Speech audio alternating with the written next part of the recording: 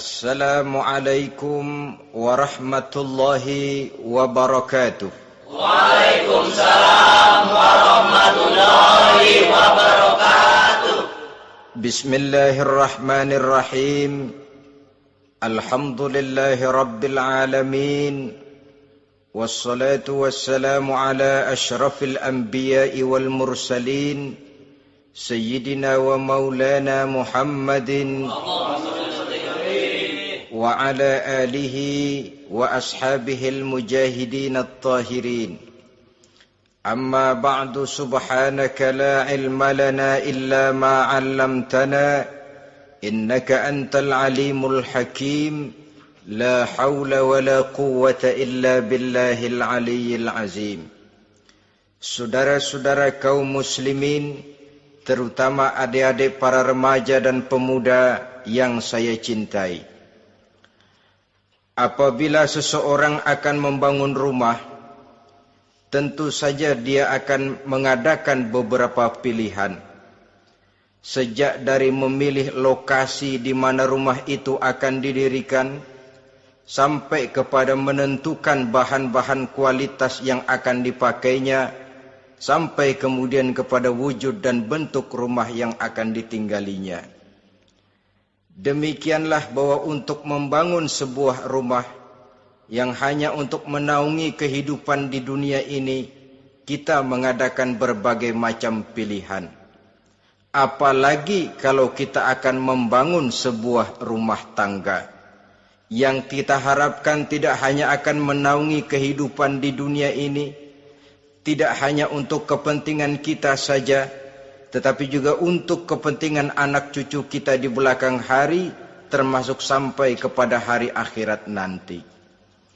Oleh karena itu, pada pertemuan kali ini, saya hanya ingin khusus berbicara kepada adik-adik remaja dan para pemuda, bagaimana sebaiknya memilih jodoh menurut ajaran agama Islam. Dalam Al-Quran, Allah subhanahu wa ta'ala menjelaskan, Zuyyina linnasi hubbus syahawati minan nisa. Bahwa manusia, apapun jenisnya, asal dia bernama manusia, dihiasi dengan perasaan cinta kepada perempuan. Jadi sejak dahulunya secara fitrah, laki-laki senang kepada perempuan, sebagaimana perempuan pun senang kepada laki-laki. Dihiasi rasa cinta ini dalam kehidupan manusia. Dan oleh karena adanya rasa cinta, berkembanglah segala macam persoalan. Sehingga seorang ahli cinta pernah berkata, cinta adalah 5 huruf yang membuat persoalan tidak akan pernah selesai. 5 huruf yang membuat persoalan tidak akan pernah selesai-selesai. Tetapi dalam kehidupan sehari-hari sering kita saksikan bahwa cinta ini bisa mendorong, memberikan motivasi yang baik, dan cinta ini pun bisa juga memberikan dorongan yang tidak baik. Oleh karenanya, apabila cinta itu ibarat setetes embun yang jatuh di bumi yang subur, akan tumbuhlah di atasnya aneka ragam bunga-bungaan yang harum semerbak, indah mewangi, sedap dipandang orang, menebarkan rasa aman, damai, sentosa, dan begitu selanjutnya. Tapi jika cinta itu jatuh di hati yang gersang dan tandus, tidak ada yang akan dapat tumbuh di sana selain sirih memanjat batu, kuning daunnya, lemah gagangnya. Maka cinta yang semacam itu tidak akan memberikan dorongan positif kepada seseorang di dalam kehidupannya. Maka lebih dahulu kita akan membicarakan cinta dalam artian yang positif ini, untuk nanti sampai kepada perempuan yang bagaimana yang harus kita cintai, atau laki-laki yang bagaimana yang harus dicintai oleh seorang perempuan. Saudara hadirin yang saya hormati, cinta dalam artian yang positif, pertama, dia selalu mendatangkan keindahan. Yang kedua, cinta itu memberikan energi atau semangat untuk berjuang. Dan yang ketiga, cinta itu selalu membawa resiko dalam bentuk pengorbanan. Maka cinta yang positif pertama melahirkan keindahan. Disinilah orang memerlukan filter atau saringan. Sebab keindahan yang didasarkan karena cinta itu merupakan satu keindahan yang relatif saja. Boleh jadi karena indah orang jadi cinta, boleh juga jadi karena cinta segala sesuatu terasa jadi indah. Namun bagaimanapun juga, kalau hati sudah diliputi oleh rasa cinta, segalanya akan terasa menjadi indah. Cinta itu adalah keindahan.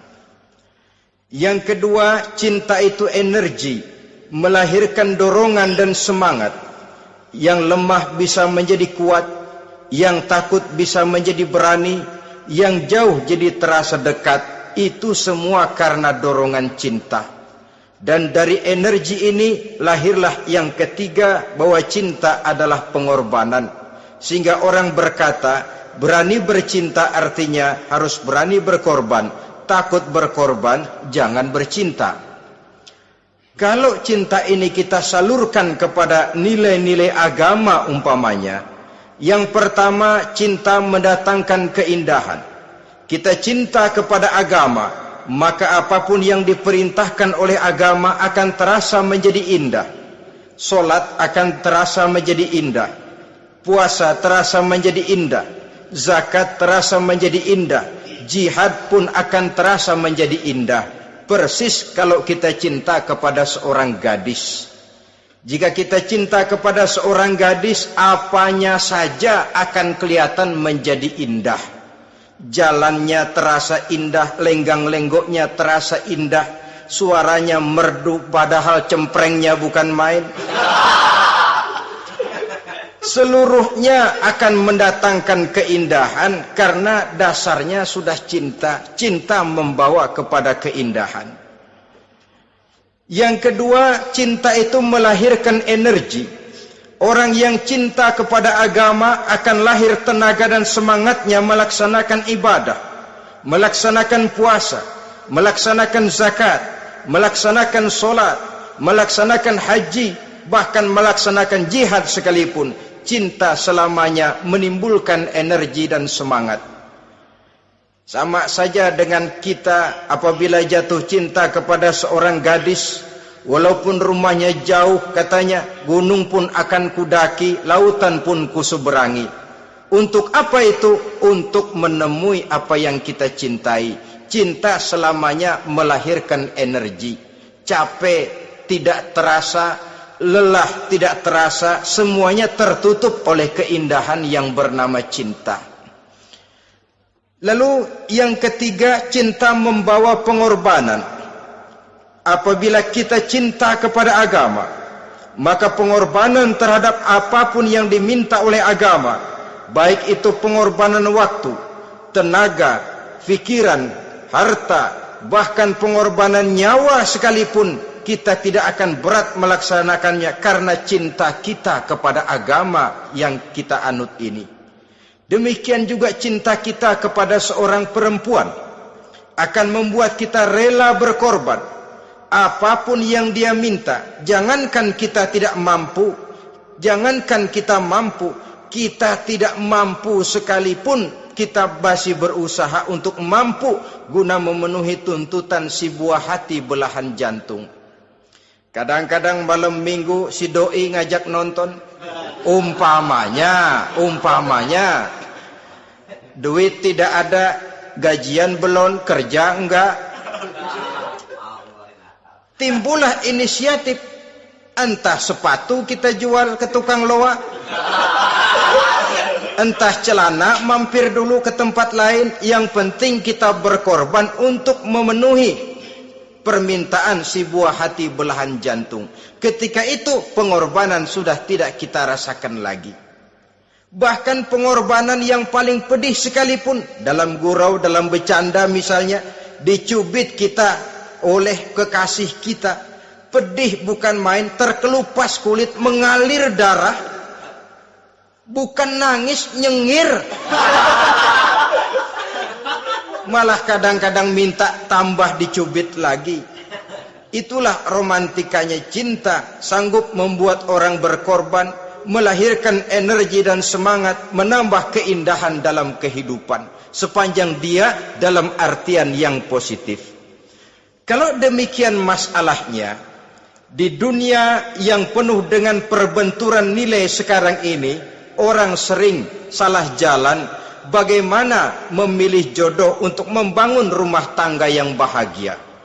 Jangan lupa bahwa membangun rumah tangga ini bukan hanya untuk 1-2 bulan, bukan hanya untuk 1-2 tahun, bahkan bukan cuma untuk kehidupan dunia. Lebih daripada itu pun untuk menunjang kebahagiaan di akhirat. Oleh karenanya, memilih jodoh bukan satu hal yang mudah, bukan satu hal yang bisa dilaksanakan sambil lalu, tetapi memerlukan penelitian, memerlukan pengamatan yang mendalam. Apa petunjuk agama tentang itu? Dengan kata lain, bagaimana seharusnya seseorang memilih jodoh dalam kehidupannya? Ini tentu saja sumbangan moral buat adik-adik remaja dan para pemuda yang lagi kebingungan memilih jodoh, atau barangkali buat bapak-bapak yang kepengen nambah lagi.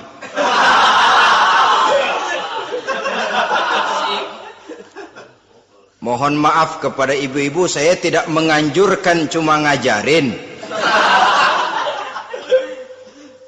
Yang pertama, menurut Nabi, nikahilah perempuan itu karena rupanya, karena hartanya, karena keturunannya, dan karena agamanya.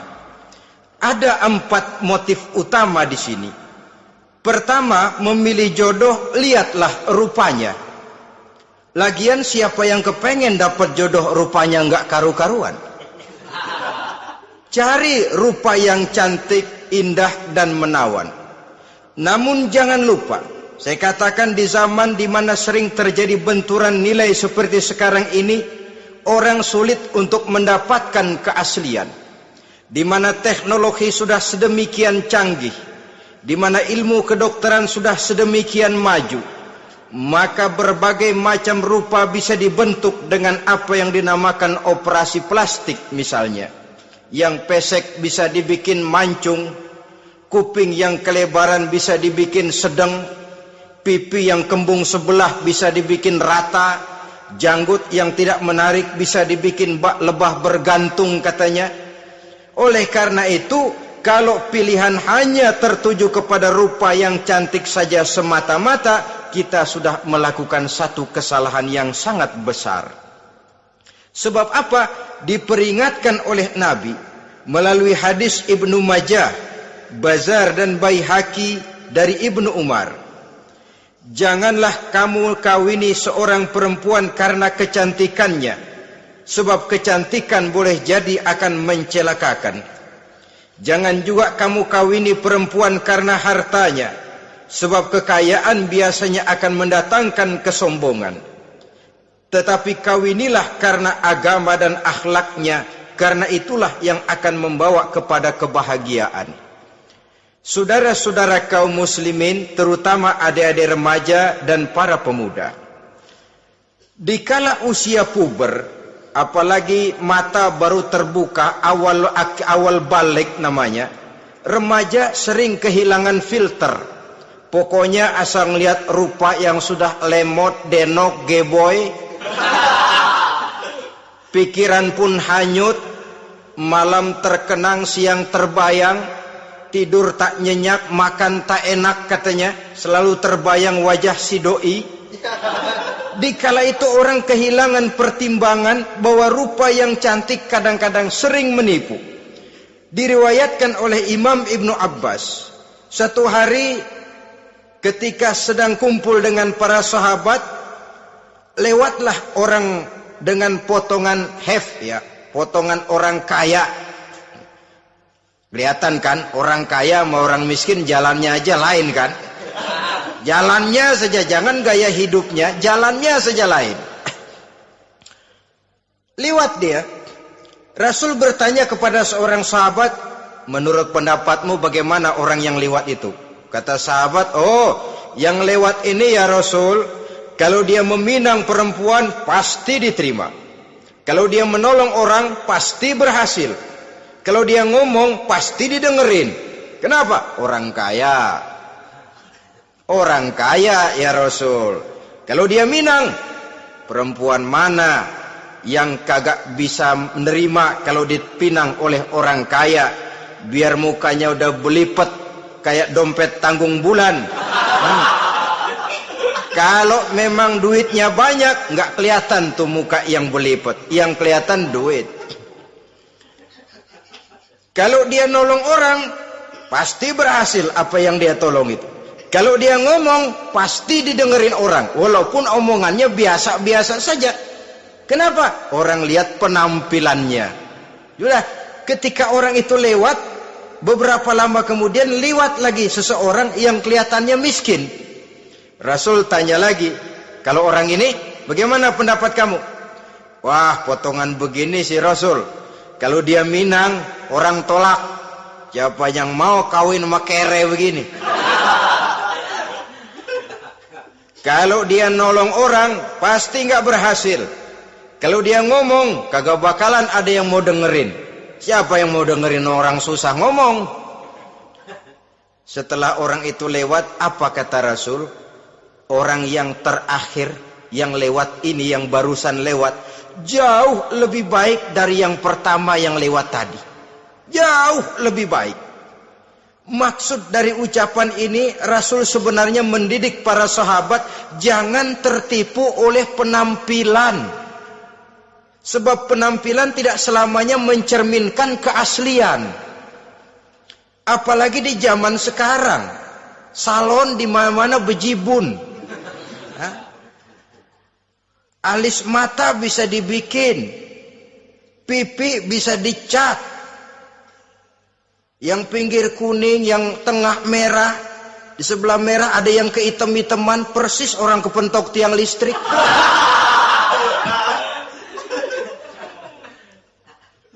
Kecantikan yang artifisial, kecantikan yang bukan alami. Karena itu silakan saja cari yang cantik, tapi jangan terpaku sampai di situ. Sebab kecantikan di samping dia mudah berubah oleh pergeseran masa dan pertukaran waktu, ternyata penampilan tidak selamanya mencerminkan keaslian. Lain hari seorang sahabat pernah mengadu, "Ya Rasul, ada apa? Inna imraati la turaddu yadul lamis." Ya Rasul, istri saya tidak pernah menolak tangan orang laki yang menjamahnya, mengajak salaman kepadanya. Apa jawab Rasul? Ceraiin aja. Tapi hati saya berat ya Rasul, saya cinta betul sama dia. Ya kalau hatimu berat, jaga dia baik-baik. Nah, dari riwayat ringkas ini kita ambil satu perbandingan. Memang punya istri berwajah cantik itu kadang-kadang si malakama kalau imannya tidak kuat. Si malakama, kita diemin aja, binal, makan hati, nggak aman, nggak tentram. Jangan-jangan saya berangkat ke kantor, dia ngompreng. Buah si malakama, seperti orang tadi, ya Rasul. Istri saya kelihatannya sebenarnya tidak negatif maksudnya ini, cuma bersalaman, tapi terlalu ngobrol. La turaddu yadul lamis, tidak pernah menolak orang yang ngajak salaman. Ya sekedar salaman. Tapi kan awalnya dari salaman. Kalau sudah salaman kan strum bisa ngederdet dari tangan situ. Kata Rasul sederhana saja, ya kalau memang begitu ceraiin. Saya nggak kuat Rasul, saya cinta betul sama dia. Kalau kau tak kuat berpisah dengan dia, jagalah dia baik-baik. Ajar, didik, tanamkan rasa keagamaan di dalam hatinya. Saudara-saudara kaum muslimin, jadi rupa yang cantik tanpa didasari oleh nilai-nilai agama akan membuat seorang suami di rumah tangganya seperti si malakama. Seperti berhadapan dengan buah si malakama kalau tidak diiringi dengan nilai-nilai moral yang luhur dan bekal agama yang tangguh. akan pergi jauh dari rumah rasanya tidak aman. Sedangkan di rumah saja siapa yang akan mencari nafkah? Dan begitu selanjutnya. Orang tadi jelas berhadapan dengan buah si malakama. Didiamkan, makan hati. Sebab, maaf, kalau seorang suami sudah tidak punya rasa cemburu terhadap istrinya, itu kan yang disebut dayus. Dan dayus itu, jangankan masuk surga, bau surga saja dia tidak dapat. Tapi cemburu dalam artian bukan cemburu buta, cemburu dalam artian yang wajar. Dia cemburu, akan dikerasi takut kalau istrinya minta cerai, sedangkan dia cintanya sudah kadung medok bener. Si malakama jadinya. Nah, ini juga satu riwayat yang memberikan gambaran kepada kita. Pilihan, silakan cari rupa yang cantik saja. Cari yang cantik. Tapi kalau itu dijadikan motif utama tanpa dasar-dasar agama, saya khawatir nanti rumah tangga kita akan berhadapan dengan buah si malakama. Jadi adik-adik remaja, usaha, ikhtiar, cari yang cantik, yang kira-kira nggak membosenin, supaya kita betah tinggal di rumah, supaya kita merasa ada tempat berbagi rasa, ada tempat kita bernaung. Sebab kalau nyari bini sebini-bininya mah, ya jodoh di tangan Tuhan, kagak usah nyari juga ntar datang diri umpamanya. Iya, kalau yang datang peot. Orang harus berusaha walaupun pada akhirnya jodoh toh memang ditentukan Allah. Kan 3 hal yang kita tidak bisa menentukan itu katanya. Maut, rezeki, jodoh. Itu yang masuk mysterious problem. Problem yang misterius. Maut, misterius. Kapan kita mati, kita sendiri tidak tahu. Tahun depan, 50 tahun lagi, 100 tahun lagi, tidak pernah seorang pun diberitahu. Tapi yang pasti dia bakal datang. Kapan dan di mananya, kita tidak tahu. Bisa di rumah, bisa di masjid, ya alhamdulillah. Bisa di majelis taklim, syukur. Bisa di medan perang membela agama, bagus. Pasti dia akan datang. Maut, mysterious problem. Sesuatu yang kita tidak tahu kapan datangnya. Rezeki, gitu juga. Sehingga orang sering bilang, rezeki katanya kayak bayangan. Kita ubur-ubur, dia lari. Kita diam, dia mah diam. Setengah mati kita ubur-ubur. Emang ukuran segitu? Segitu aja. Begitu kita nggak ngapa-ngapain, datang yang bawain rezeki. Namanya rezeki itu mysterious problem. Kadang-kadang ngobek, sungsang, sumbul, udah segala tanah orang kita ukur-ukurin. Udah segala ngomong sudah nggak ada yang luh, tuh sudah buta. Tapi memang bayangan, kalau belum rezeki ya belum. Kadang-kadang nyari kode sampai tidur di kuburan. Belepotan tanah kuburan loh. Yang aneh lagi kadang-kadang orang gila ditanyain. Allahu Akbar, ini kode-kode zaman sekarang ini. Sampai orang waras nanyain orang gila itu gimana itu. Ini sudah efek yang betul-betul negatif. Sudah jelas orang gila kok ditanya. Apa kira-kira yang nanya nggak lebih gila dari yang gila itu?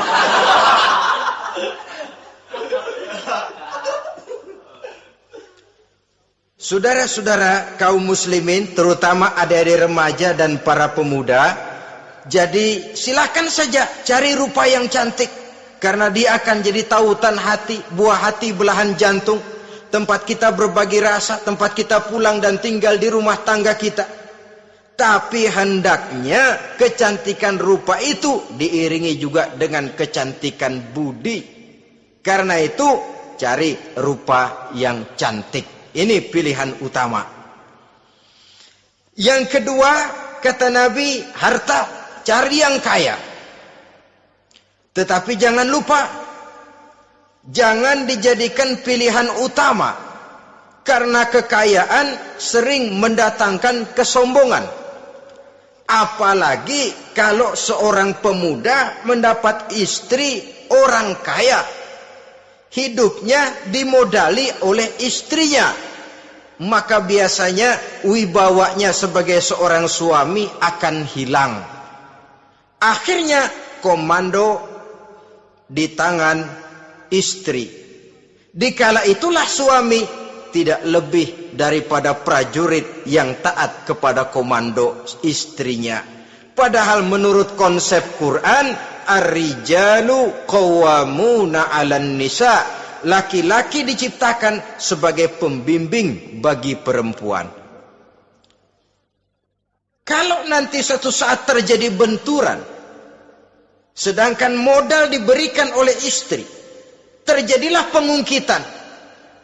Kata istrinya apa? Lu jangan bertingkah, lu kan kawin sama gue, modal lu kolor doang.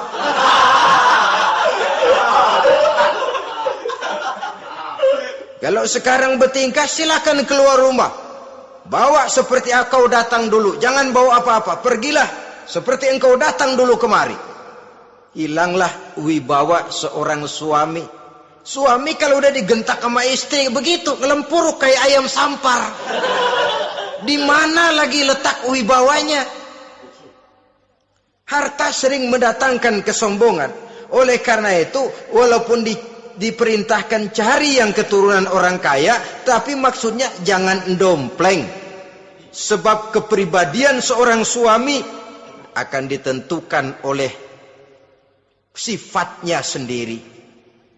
Keberadaannya ditentukan oleh karya dan perbuatannya sendiri. Itulah yang akan menampilkan kepribadian dia dalam kehidupan di masyarakat ini. Saudara-saudara kaum muslimin, terutama adik-adik remaja dan para pemuda, kan kadang-kadang di zaman sekarang kan kelas-kelas gigolo, playboy ya, nyari tante-tante kesepian, mejeng-mejeng di pinggir-pinggir jalan dengan harapan apa? Ya barter lah, tukar tambah. Nah, supaya dapat rokok, dibelikan pakaian, motor dan sebagainya. Tapi yang jelas hilang harga diri sebagai laki-laki, dan itu yang paling mahal. Kalau seorang laki-laki sudah kehilangan harga diri, apalagi yang bisa dibanggakan dalam kehidupan ini? Apa artinya naik mobil kalau kepala tertunduk ke bawah? Apa artinya jalan di tengah masyarakat kalau kita tidak bisa menengadah dengan satu kebanggaan? Hilangnya harga diri merupakan kehancuran awal dari sebuah pribadi yang untuk jangka panjang kita tidak akan bisa lagi berbuat banyak. Tanpa harta orang memang sulit untuk bahagia, tapi harta semata-mata bukan merupakan jaminan bahwa orang lantas akan bahagia. Saya barangkali harus berkata, banyak orang miskin yang kaya, tapi tidak sedikit orang kaya yang miskin. Saya ulangi ini, banyak orang miskin yang kaya, tetapi tidak sedikit orang kaya yang miskin. Nah, bagaimana pengertiannya? Orang miskin yang kaya, materinya sederhana, peralatan rumah tangganya sederhana, tapi hatinya kaya. Oleh karena hatinya kaya, jiwanya lapang. Sebaliknya, orang kaya yang miskin, di tengah kelimpahan materi yang berlimpah, segalanya serba ada, hatinya yang miskin. Kelimpahan materi tidak akan sanggup mengobati kemiskinan hatinya. Sehingga di tengah kehidupan yang serba ada, dia masih merasa kurang, maka dia tidak pernah cukup. Di tengah kemilauan dan gemerlapan serta glamornya rumah mewah, dia merasa hidup di tengah gurun pasir yang gersang dan tandus. Karena itu, biarlah miskin harta tapi kaya budi, daripada kaya harta tapi miskin budi. Lebih utama lagi kaya harta, kaya budi. Itu idealnya. Dasar pilihan ketiga sesudah rupa dan harta menurut Nabi, keluarga. Faktor keturunan sangat menentukan. Pepatah mengatakan, buah apel akan jatuh tidak terlalu jauh dari pohonnya. Biasanya kalau bapak kalong, anak kampret. Bapak nyolong, anak nyopet. Itu fotokopi. Saudara-saudara, sungguh pun demikian, faktor keluarga bukan merupakan yang paling dominan, karena segalanya memang bergantung kepada hidayah dari Allah Subhanahu wa ta'ala. Kalau hidayah datang, bisa saja anak maling bisa jadi kiai. Kalau hidayah datang, bisa saja anak nabi malah ikut bersama orang-orang kafir. Pada akhirnya orang mau besar atau tidak bukan dengan jalan menyempeng kepada keturunan orang lain, tapi ditentukan oleh kepribadian dirinya sendiri. Tidak bisa kita menjadi besar dengan menyebut kebesaran orang lain. Itu sebabnya dicontohkan oleh Imam Ali pada saat beliau berkata, laisal fata may yaqulu kana abi walakinnal fata may yaquluha anadha. Anak muda yang gentleman adalah anak muda yang berani berkata, inilah saya. Bukan anak muda yang membanggakan leluhurnya. Ini kan zaman sekarang ini lagi ngetop-ngetopnya lagu-lagu cengeng katanya. Sebenarnya menurut saya bukan cuma lagu cengeng yang jadi masalah. Lagu cengeng cuma satu efek dari sikap yang lebih utama dari itu, yaitu mental cengeng. Kalau mental sudah cengeng, apapun yang kita lakukan akan jadi cengeng. Tidak cuma lagu, kebudayaan yang lahir akan kebudayaan cengeng. Jadi pengusaha cengeng. Jadi pejabat cengeng. Jadi kiai cengeng. Kenapa? Mental cengeng. Di antara mental cengeng itu apa? Mengandalkan fasilitas atasan. Kalau tidak ada fasilitas dari atas, lantas tidak bisa berbuat apa-apa, cengeng. Menjadi besar bukan karena karier pribadi, tapi karena nasib katrolan. Itu pun termasuk mental cengeng. Sedikit gagal, bagaimana sedikit jalan buntu, sedikit deadlock, lu ngapain lu melulu? Saudara hadirin yang saya hormati, jadi lebih penting dari sekedar lagu-lagu cengeng, saya malah lebih suka bicara mental cengeng ini. Mental yang cepat putus asa. Mental yang tidak mau mengeluarkan usaha maksimal. Mental yang hanya mengandalkan fasilitas. Sedangkan pribadinya tidak lebih daripada pribadi sumuhun dawu, pribadi kulon nuwun, pribadi kumaha juragan wae, pribadi oke bos, pribadi asal bapak senang. Bukankah itu semua merupakan cermin dari mental-mental yang cengeng, yang untuk jangka panjang tidak akan pernah menguntungkan daripada pembangunan bangsa dan negara yang kita cintai ini. Seseorang mau besar atau tidak bukan dengan jalan menyempeng kepada kebesaran orang lain. Bahkan Syauqi dalam sebait syairnya yang lebih tegas mengatakan, wa syarrun nasi zu khumulin iza fakhartahum zakarul jaduda wa syarrun nasi wa khairun nasi zu syarafin qadimin aqama li nafsihi syarafan jadida. Generasi yang paling jelek adalah generasi pemalas. Kalau kelihatan orang lain lebih hebat dari dia, disebut-sebutnya kebesaran nenek moyangnya. Dia sendiri nggak punya prestasi apa-apa. Kerjanya cuma ngandeli kerjanya cuma menggelayuti fasilitas orang tuanya.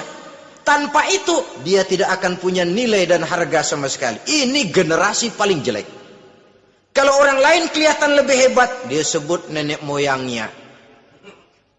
Lo sih belum apa-apa lo, baru kopral lo. Engkong gua no, komandan Hansip. Engkongnya. Engkongnya yang disebutin. Dia sendiri tidak punya prestasi apa-apa. Jadi silahkan saja cari gadis dari keturunan keluarga yang baik-baik. Tapi jangan jadikan tendensi utama, jangan dengan niat untuk menyempeng kepada kebesarannya. Tapi paling tidak dengan niat agar mudah-mudahan dari benih yang baik ini akan lahir keturunan-keturunan yang baik pada akhirnya nanti. Itu yang kita harapkan. Bukan lalu dengan pertimbangan, weh, mertua gue bos nih, kali aja begitu gue kawin dia mampus. Ini semua warisan kan jatuh kemari semua. Kalau itu niatnya sudah jelas salah. Kita mencari perempuan dengan keturunan-keturunan yang baik dengan berharap agar anak-anak kita nanti yang akan merupakan benih cucunya akan melahirkan kebaikan-kebaikan seperti leluhurnya dulu. Saudara, pilihan yang keempat kata Nabi, agama. Ini yang paling inti. Kenapa? Agama itu motivasinya moral. Di sini segalanya ditentukan. Rupa yang baik, harta yang banyak, keluarga yang luhur. Kalau sudah dilandasi oleh agama yang rapuh, bahkan tidak beragama sama sekali, ketiga hal di atas tadi hanya akan mendatangkan malapetaka. Sekarang kan kita tertipu oleh penampilan. Padahal penampilan belum tentu kenyataan. Di jalan-jalan kita akan lebih terpesona melihat gadis pakai miniskirt di atas lutut ketimbang kita melihat gadis-gadis yang pakai jilbab. Kalau sudah pakai jilbab keliwat, yang usil banyak banget, bau sorga nih. Bau sorga katanya. Tapi kalau sudah yang pakai miniskirt itu yang lewat, itu dari ujung ke ujung mata kagak mau kedip. Laler nemplok di mata kagak dirasain. Kita terpesona oleh penampilan zahir, padahal penampilan belum tentu memantulkan hal yang sebenarnya. Tapi memang itulah watak manusia. Watak manusia, saya katakan manusia tanpa kecuali. Tetapi bergantung kepada pemikiran jangka pendek atau jangka panjang. Kalau jangka panjang yang kita pikirkan, ya tentu kita tidak akan mudah terpesona oleh hal yang zahir. Sampai-sampai Quran sendiri mengatakan budak yang hitam legam tapi beriman itu lebih baik daripada orang-orang musyrik walaupun cantik, denok, lemot, geboy. Ada lagi nggak bahasa yang lebih dari itu? Cantik, denok, lemot, geboy, bahenol, nerkom. Tapi kafir masih lebih baik budak yang hitam legam sekalipun. Kalau dia beriman. Kenapa? Rumah tangga untuk jangka panjang. So itu Islam tidak membolehkan kawin campuran dengan lain agama. Walaupun ada ayat yang mengatakan boleh kawin dengan ahlul kitab. Tapi sebagian mufassir menjelaskan bolehnya kawin dengan ahlul kitab itu dalam kondisi darurat. Dalam kondisi normal tidak bisa. Kenapa? Kalau sudah berlainan agama, akan terjadi kerancuan rumah tangga untuk jangka panjang. Bagaimana membina dalam keharmonisan di rumah tangga? Bagaimana nasib anak-anak nanti? Kadang-kadang ada keluarga, kami sih keluarga modern. Anak-anak kami berikan kebebasan untuk milih agama apa saja. Bapaknya Islam, istrinya Kristen, anaknya ada yang Hindu, Buddha. Bagus nih, keluarga pecel namanya. Bagaimana keluarga modern bisa seperti itu? Padahal seorang suami bertanggung jawab di hadapan Allah. Dia akan ditanya tentang istrinya. Dia akan dimintakan pertanggungan jawab tentang anak-anaknya. Kalau istri kita berlainan agama, mungkin terjadi pengkaplingan. Pokoknya kalau anak perempuan ikut ibu, anak laki ikut bapak. Administrasi dunia bisa begitu, tapi akhirat pertanggungan jawab di hadapan Allah. Bisakah kita? Sorry aja Tuhan emang janjinya begini. Saudara hadirin yang saya hormati, oleh karena itu budak legam hitam kalau beriman masih lebih baik daripada orang-orang yang tidak beriman walaupun cantik dan mempesona. Kenapa? Ini faktor agama. Ya buat 1-2 bulan bisa terwujud rumah tangga yang tentram. 2-3 tahun mungkin masih bisa bertahan. Tapi sampai kapan? Sampai kapan itu akan terwujud? Pada akhirnya akan muncullah dilema yang akan sulit buat diatasi. Oleh karenanya motif agama dijadikan stres oleh Nabi. Fasfar bizatiddin taribat yadak. Pilih agama sebagai titik sentral, sebagai pilihan utama. Kalau agamanya kuat, walaupun rupanya sederhana, tapi karena nilai agamanya kuat, dia bisa menyenangkan hati suaminya. Dia bersolek untuk kepentingan suaminya. Dia taat kepada suaminya. Harta, dia anak orang kaya untuk membantu perjuangan suaminya. Tapi kalau tidak ada modal agama, rupa yang cantik bisa menyengsarakan suami. Apalagi kalau suami kere. Istrinya sudah cantik, kaya ataupun tidak kaya kadang-kadang. Udah, suaminya suruh ngempu di rumah, bininya yang kerja. Ya kalau kerja mendingan kalau dikerjain itu.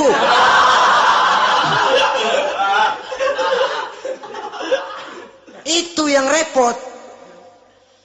Saudara hadirin yang saya hormati, dan ini bukan satu dua kasus.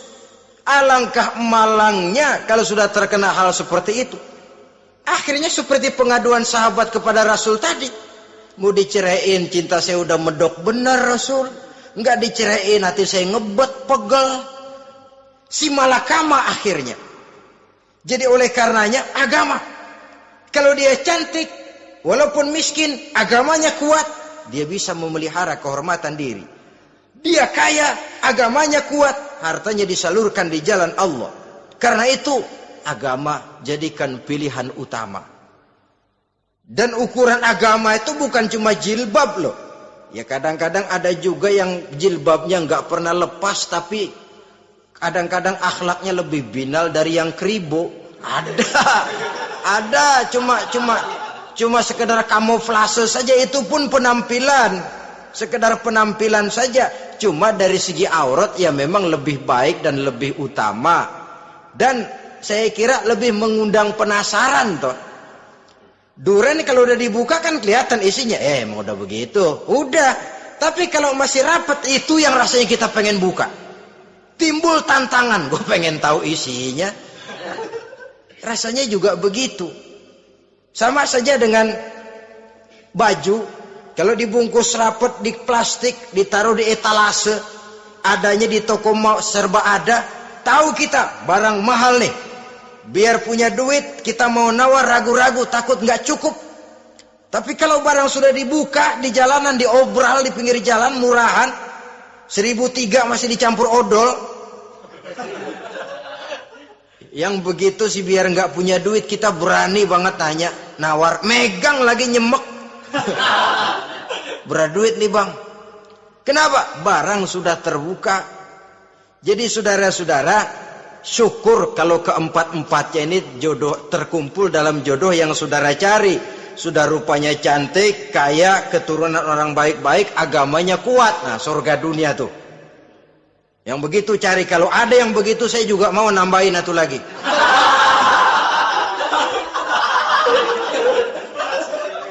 Tapi yang kumpul keempat-empatnya ini terus terang saja langka. Makhluk langka ini. Kadang-kadang cantik, kaya, keluarganya hebat, agamanya nol, akhlaknya kayak setan. Tapi yang paling celaka kalau empat-empatnya kagak ada. Rupanya jelek, melarat, bapaknya biang maling, kagak beragama lagi. Apanya yang mau dipilih? Mampus saja mendingan. Sudah nggak ada pilihan sama sekali tuh. Sudah nggak ada pilihan sama sekali. Saudara hadirin yang saya hormati, terutama adik-adik remaja. Nah, lalu apa motivasi agama dalam pembinaan ini apa? Agama ini kan memberikan contoh bahwa perempuan yang baik itu, yang kita ingin jadikan dia sebagai ideal dalam pencarian jodoh, tandanya 3. Iza ra'aitaha saratka, kata Nabi. Kalau dipandang, dia bisa menggembirakan kamu. Kan ini yang penting buat seorang suami. Kalau saudara nanti jadi suami, punya istri yang jadi partner setia mendampingi suaminya. Kalau dilihat nggak membosenin, Kenapa? Dia berdandan untuk nyenangin hati suaminya. Enggak bosenin. Kan kadang-kadang ada bini kalau kita pulang demek aja fotonya.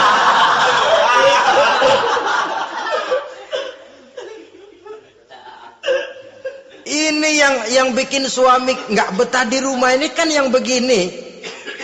Adapun perempuan yang beragama, apabila dipandang oleh suaminya, dia pandai menyenangkan hati suaminya. Andai kata suaminya dalam kesulitan, dia tidak menambah beban kesulitan. Paling tidak dia bisa memberikan satu bantuan moral. Bantuan moral untuk mengurangi beban kesulitan daripada suaminya. Suami pulang dagang rugi, kata istrinya, romantika bang. Sekali-sekali lah, masa selamanya dagang mau untung. Besok siapa tahu untung lebih besar. Kan meringankan toh. Kadang-kadang enggak, suami pulang dagang dari pasar panas, rugi, sampai rumah bini pidato. Peletar-peletor. Lu dagang rugi, emang lu laki goblok.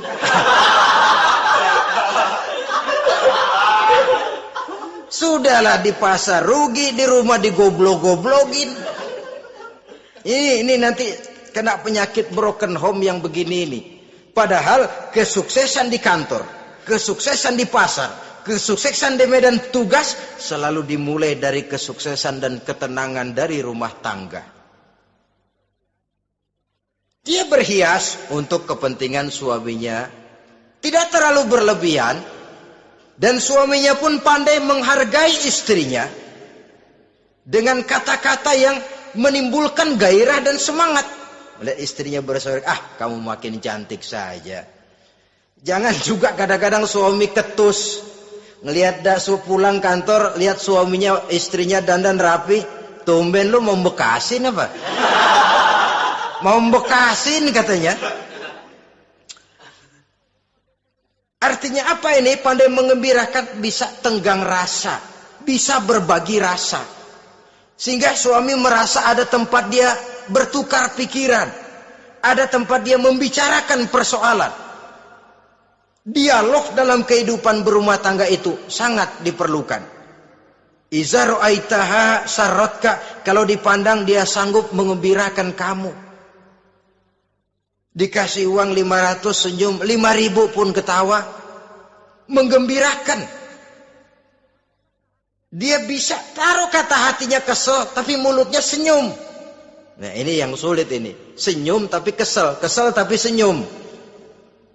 Kadang-kadang istri itu kan kalau sudah kesel, suami pulang nggak bisa dia menyembunyikan kekesalannya. Dari jauh suami sudah lihat ini yang nyambut, ini bemo ini. Udah monyong, serem.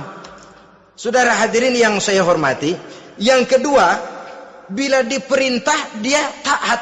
Ini pengaruh agama. Sehingga Nabi mengatakan, "Lau amartu li ahadin ayyasjuda ila ghairiha, la amartul mar'ata litasjuda ila zawjiha likibari haqqihi 'alaiha." Andai kata saja boleh aku memerintahkan manusia untuk sujud kepada sesama manusia, pastilah aku perintahkan perempuan untuk sujud kepada suaminya. Kenapa? Karena besar hak suaminya kepada dirinya. Untung sujud kepada manusia tidak boleh. Andai kata boleh, perempuan disuruh sujud sama suaminya. Ini tidak perlu sampai sujud, cium tangan saja minta ridho suami. Kadang-kadang perempuan sekarang berat. Paling banter setahun sekali lebaran doang. Laki pulang sembahyang tubruk, cium tangan, minta redo, nangis segala macam. 3 hari habis lebaran, beras habis, monyong aja lagi.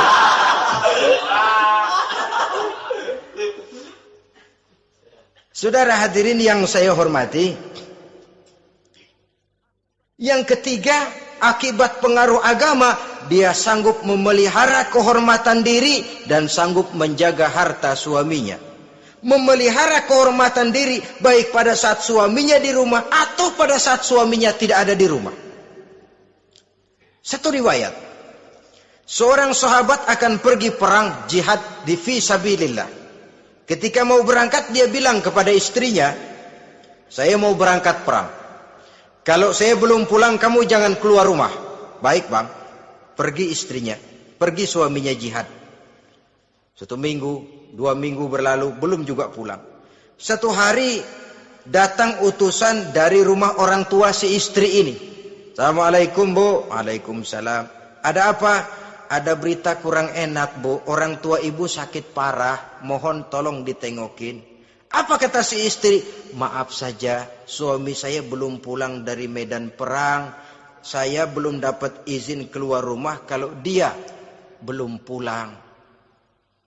Tolong sampaikan maaf saya kepada orang tuanya. Pulanglah utusan tadi. Besok balik lagi. Bu, ada apa? Udah Senin Kemis. Napasnya sudah sampai tenggorokan. Tolong tengokin buat terakhir kalinya bu. Suami saya belum pulang.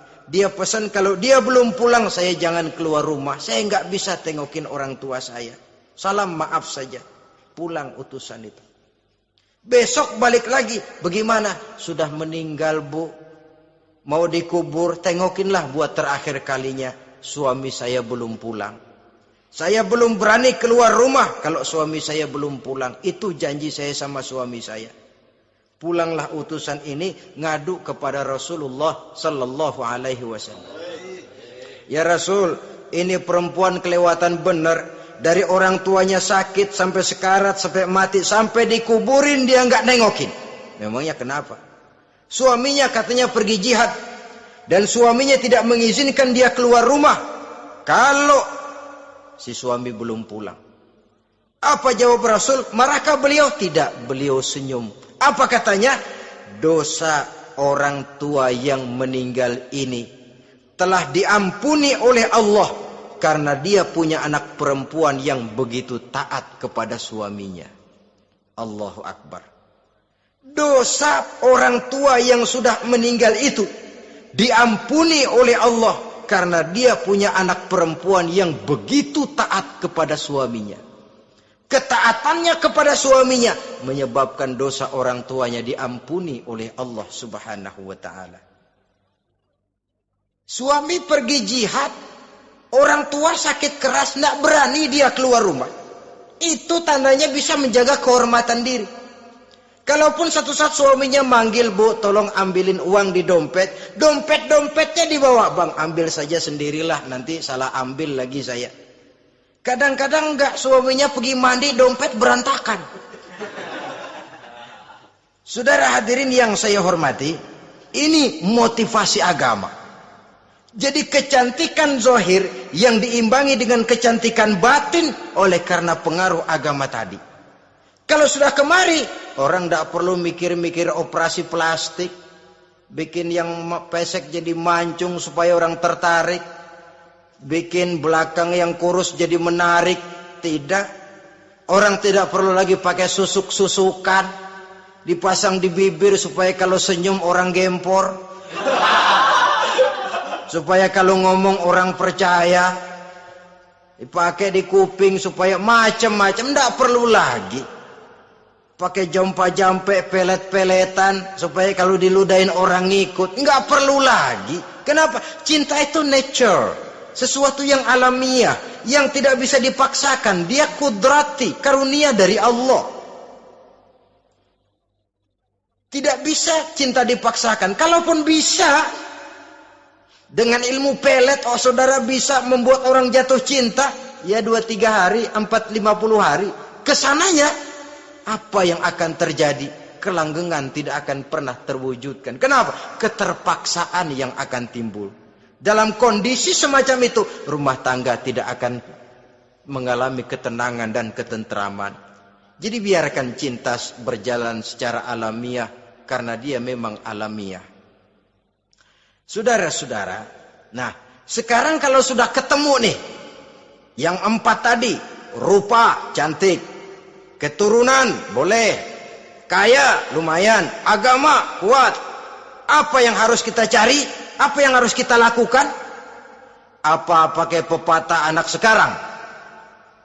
Aku lihat, aku pikat, aku dapat, aku sikat, aku minggat. Bangsat.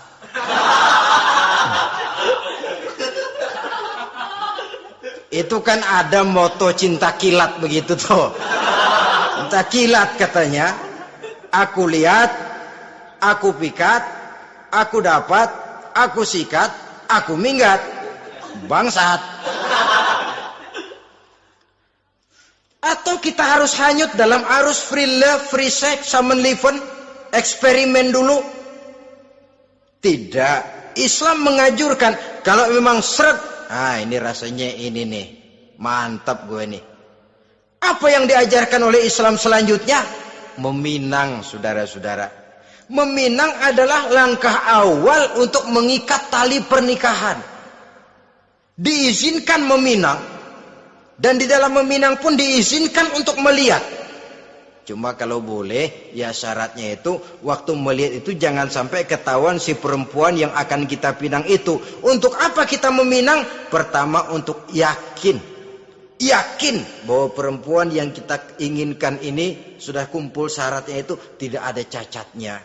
Yang kedua, untuk memperkuat tekad hidup berumah tangga, diperlukan meminang. Adapun adat itu berbeda. Tapi bahwa konsep meminang itu dalam Islam ada, itu jelas. Ya kalau mesti bawa pisang raja, pakai roti buaya, pakai martabak segede ban mobil truk segala macam, itu adat saja, ya. Tapi yang real meminang itu ada dalam Islam. Nah, bagaimana adab meminang? Setelah kita tahu anak ini cantiknya ya, keturunan baik, ya kekayaannya lumayan, agamanya kuat, pinanglah dia. Caranya boleh lihat langsung. Lihat langsung kalau bisa tanpa setahu si perempuan. Dan batas yang boleh dilihat itu muka dan tangan. Itu saja. Jadi jangan gerusak. Minta permisi Pak, saya mau ngelihat anak bapak seutuhnya. Soalnya buat saya ini nanti. Apanya aja dibedolin, jangan. Kira-kira yang boleh itu muka sama tangan. Andai kata kita risih, sebab nanti kalau nggak jadi akan jadi timbul rasa malu dan si perempuan juga kasihan. Boleh mengutus perempuan yang kita percaya. Coba kau ke sana, lihat kondisinya yang sebenarnya bagaimana. Kalau ngelihat dari jauh sih utuh, siapa tahu nanti tangannya kurang sebelah. Coba lihat sana. Saudara-saudara, kemudian boleh juga ditanyakan kepada orang tuanya. Dan dalam hal ini orang tua si gadis tidak boleh menyembunyikan aib atau cacat yang dimiliki oleh anaknya. Dia harus menceritakan apa adanya, sampai pun kekurangan anaknya yang paling kecil sekalipun. Sebab apa? Jangan sampai istilah pepatah beli kucing dalam karung. Kedengeran suaranya doang meong-meong, begitu dibuka tuh kucing gempor sebelah kakinya nggak ada. Kan tentu kita tidak kepengen kecewa di belakang hari. Itulah perlunya meminang sebagai jembatan untuk menuju kepada pernikahan. Nah, dengan demikian kalau sudah usaha meminang ini dilaksanakan, jangan merasa sudah setengah resmi. Ini yang kadang-kadang jadi penyakit. Malah sesudah meminang harus masing-masing lebih menjaga diri, menjaga kehormatan, menjaga pergaulan. Kenapa? Agar saat memasuki jenjang pernikahan nanti merupakan jenjang yang sangat ditunggu-tunggu. Ada rasa keinginan tahu. Kalau tidak, ya udah biasa, nggak giroh lagi ngadepin perkawinan. Kenapa? Kemarin-kemarin gue udah cobain. Hilang gairah lagi. Sebab itu kalau sudah meminang, jangan merasa sudah setengah halal. Udah minang ini Kadang-kadang orang tua juga konyol. Sudah dipinang, diumbar. Lu bawa kemana kayaknya lu udah pinang. Padahal meminang itu cuma langkah awal. Sedangkan selanjutnya harus lebih berusaha menjaga kehormatan diri sampai pada saat nanti pelaksanaan pernikahan. Nah, saudara-saudara, terutama adik-adik remaja dan para pemuda, walaupun agak sekilas memang karena terbatasnya waktu pada pertemuan ini, mudah-mudahan bisa memberikan gambaran yang sepintas tentang bagaimana sebaiknya kita memilih jodoh di dalam membina rumah tangga yang bahagia. Semoga ada manfaatnya. Terima kasih atas segala perhatian. Mohon maaf atas segala kekurangan. Usikum wa nafsi bitaqwallah. Wassalamualaikum warahmatullahi wabarakatuh.